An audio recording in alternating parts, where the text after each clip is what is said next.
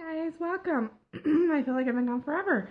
We've been so sick in our house, and I still kind of have it, but I promised you that today I would share more ideas for Howard W. Hunter, Chapter 7. Hi, Brittany. So I'll share the 3 ideas I have the best way that I can. Sorry about that. So Howard W. Hunter, Chapter 7 is all about continuous revelation through living prophets. Hi, Mindy. Welcome, you guys. And I shared ideas with you up on the blog, so Chicken Scratch and Sniff, cknscratch.com. And I just have 3 more ideas for you today. Now, the thing about this lesson is sometimes it might be better to finish planning it after this weekend since it's general conference. But these ones will get you started, okay?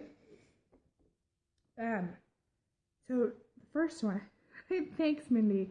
Man, we've been so sick for the last month. It's just been miserable. So it's nice to be back too. So the first one, this was kind of funny. I was thinking about this idea and I was realizing how many technology updates we've had since this idea developed, okay?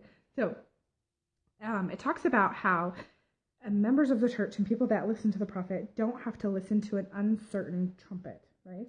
We have this clear, let's see, it says, they can believe the voice of their leaders knowing they are guided by the Lord, okay?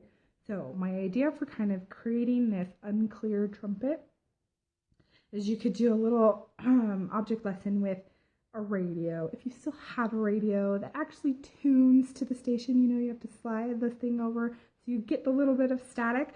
So you can do it so you don't actually get to the actual channel, but you get to the staticky with the music, like classical music kind of combination, so you don't really hear it very clearly.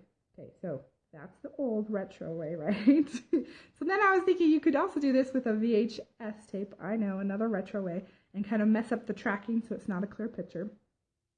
Or if you don't have those things in your house anymore, you could kind of do it with a scratch DVD or Blu-ray, or you could do it with a buffering video. So you could even record, make a fake buffering video. So it's just not something that comes in clearly. It's the whole point, right?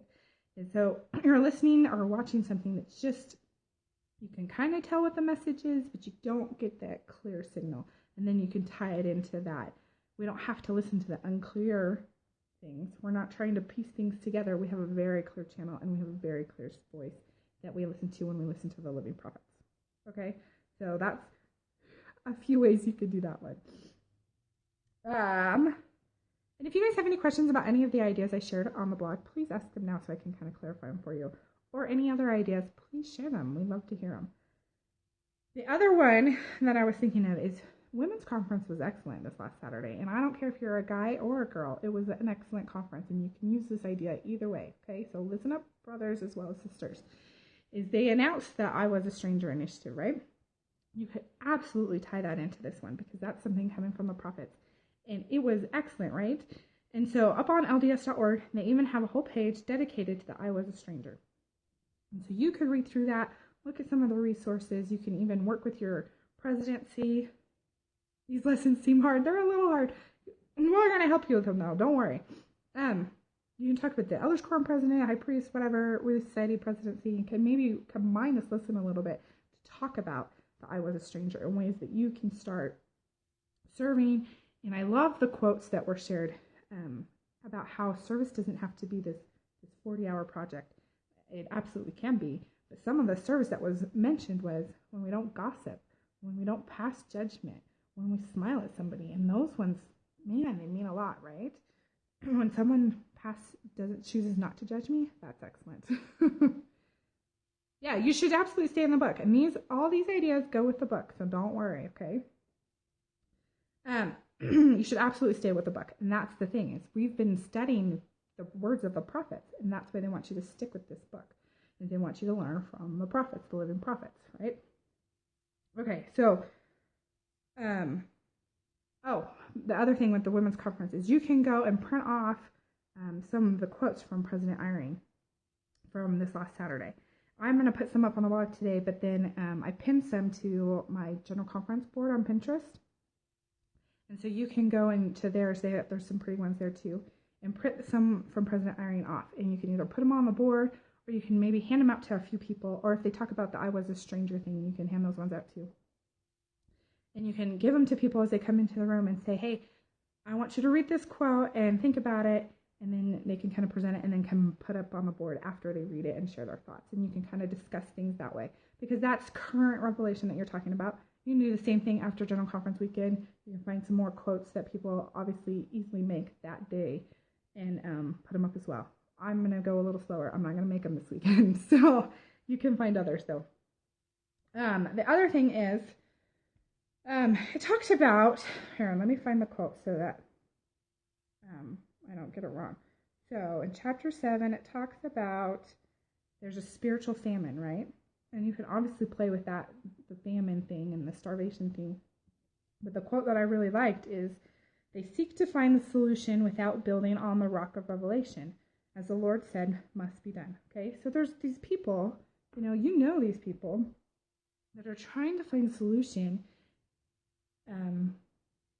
without the actual solution. Okay, so let me demonstrate. Okay, so for example, you can use other things, but blocks are easiest for me. Okay, you have somebody come up to the front of the room and just ask them to build a wall, and it has to be a wall that doesn't have any gaps. Okay, so you get a few blocks. Obviously, this one has a hole in it, right?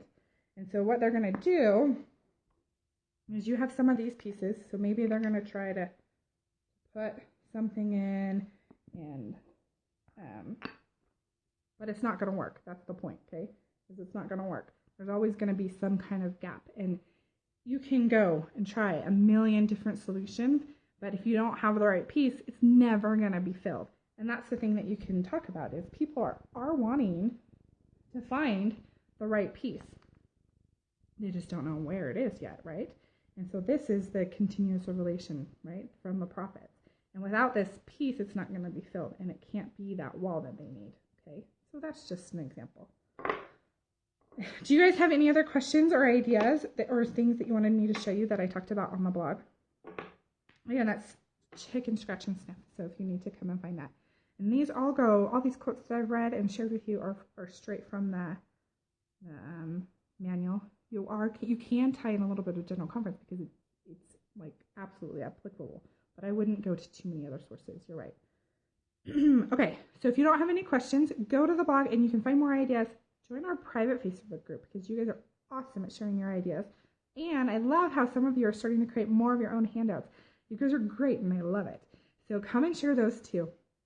And then next week, I'll come and talk about chapter 8, which is sharing the gospel.